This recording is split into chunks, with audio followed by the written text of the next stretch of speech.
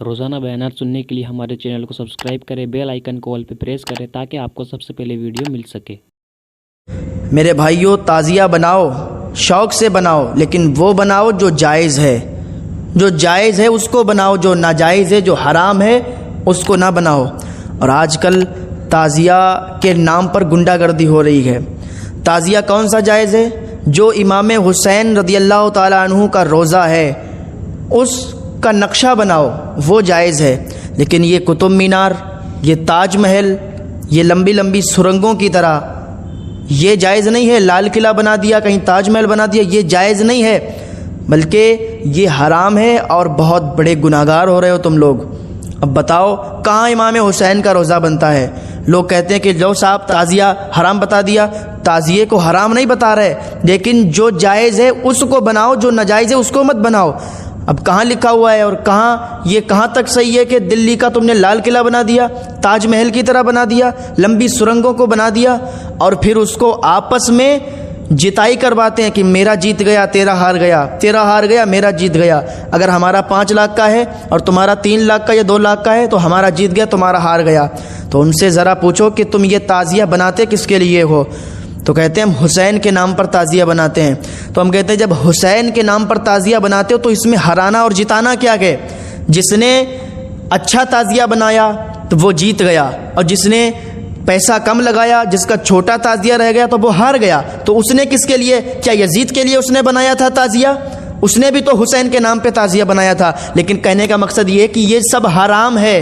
तुम्हारा ये आपस में लड़ाना जिताना भी हराम है और तुम्हारा वो सुरंगों की तरह ताज़िया बनाना भी हराम है। ताज महल, लाल किले और कुतुब मीनार की तरह वो ताज़िया बनाना भी हराम है। अगर ताज़िया बनाना चाहते हो तो इमाम हुसैन के रोज़े की तरह शक्ल में ताज़िया बनाओ और उसको घुमाओ नहीं, उसको एक जगह पर रख दो। यही तरीक़ा हमारे बुजुर्गान दीन का था। इमाम हुसैन का रोज़ा बनाते और उसको एक जगह पर रख देते थे। लेकिन तुम्हारा तरीक़ा क्या है? वो ताज़िया होता है, उसके ऊपर का जो गुंबद होता है उसको फिर गांव में घुमाया जाता है और जिसके घर ले जाया जाता है वो अगरबत्तियां लगाते हैं। यकीन मानो हकीकत बयानी कर रहा हूँ। किसी को बुरा लगता है लगने दो, जो हक बात होती है वो कड़वी होती है और हक बात हम छुपा नहीं सकते क्योंकि अल्लाह के हमें भी जवाब देना होगा। तो वो गुंबद घुमाया जाता है और जिसके घर वो गुंबद चला जाए तो वो कहता है बड़ा करम हो जाएगा इमाम हुसैन का, अब सब गम और सब परेशानियां दूर हो जाएंगी। इमाम हुसैन का माज़अल्लाह सर मुबारक हमारे घर आ गया है, उसको इमाम हुसैन का सर समझते हैं। कहीं कहीं पर जो लंबे लंबे ताज़िए होते हैं उनके ऊपर जो गुंबद होता है उसको घुमाते हैं, बड़ी अच्छाई समझते हैं एक दूसरे के घरों पे ले जाते हुए। और फिर वो ढोल तमाशों के साथ आगे आगे वो गुंबद होता है और पीछे पीछे ढोल ताशे बजते हैं, लोग उसमें मातम करते हैं। हम उनसे पूछते हैं कि तुम मातम किसके नाम पे करते हो? अगर तुम्हारे घर कोई मर जाए क्या तुम मातम करोगे? और क्या ये तुम समझते हो कि इमाम हुसैन मर गए?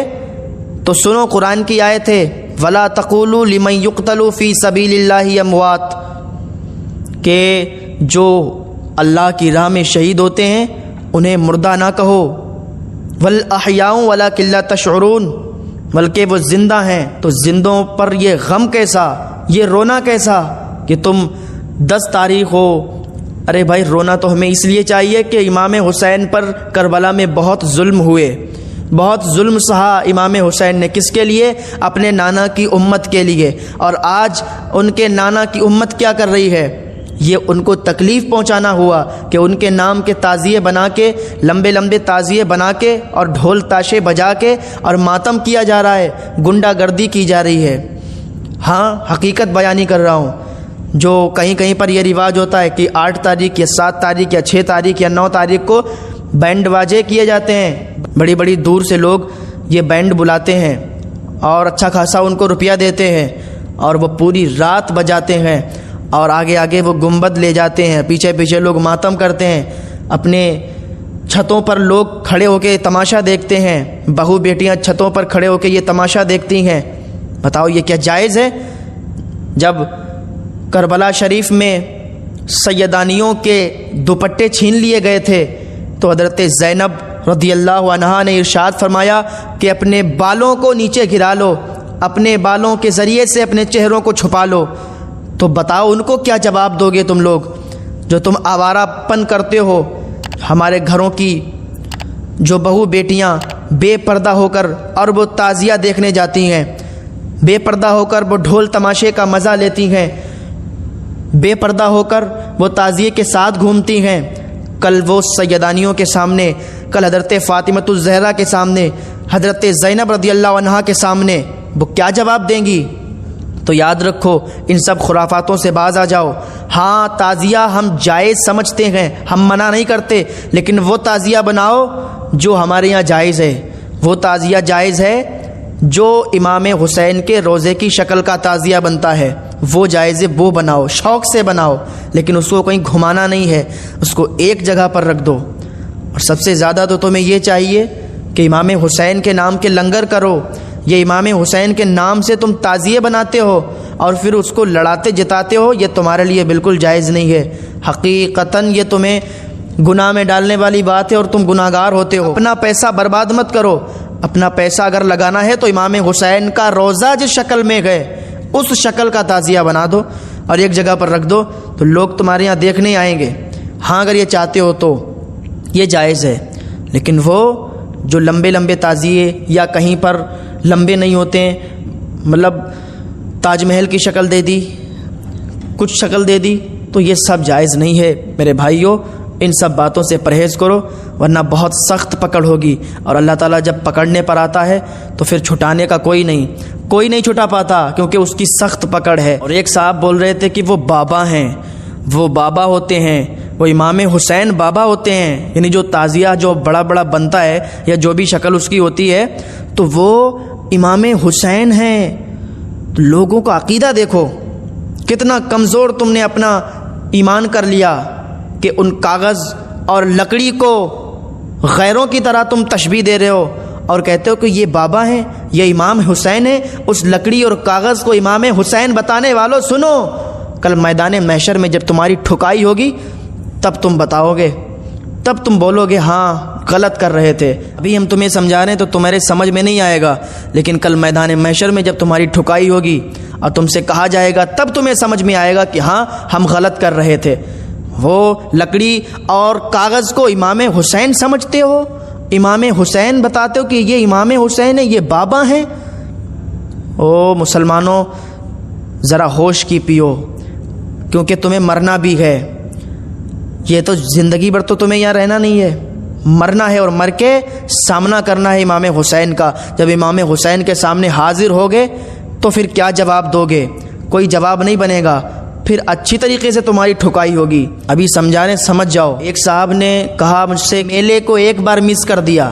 بات دیکھو، بات کیا کہہ رہے ہیں کہ ایک بار میں نے اس میلے کو مس کر دیا، مطلب ایک سال میں نے جب تعزیہ آئے تو میں آیا ہی نہیں اور میں نے میلہ دیکھا ہی نہیں، میں نے تعزیہ پر اگربتی لگائی ہی نہیں۔ علماء کی باتیں سن سن کے تو ہمارا بہت نقصان ہو گیا، ہمارا کافی پیسوں کا نقصان ہوا، ہمارے فلاں کی ٹانگ ٹوٹ گئی، ہمارا یہ ہوا وہ ہوا۔ ایک بتانے لگے کہ ہمارے رشتہ دار تھے، انہوں نے ایسا کیا تو اس کا یہ ہو گیا۔ یاد رکھو، یہ تمہارا جو عقیدہ ہے کہ تمہارا ایمان کمزور ہونے کی دلیل ہے۔ تم تو اس نبی کے دیوانے ہو، تم تو اس نبی کے امتی ہو کہ جس کے صدقے سے یہ کائنات بنائی گئی، یہ زمین آسمان چاند سورج ستارے سب بنائے گئے، اس کے صدقے میں تم بنائے گئے۔ ذرا یاد رکھو، جب تم مر کے جاؤ گے تو اس نبی کو کیا منہ دکھاؤ گے؟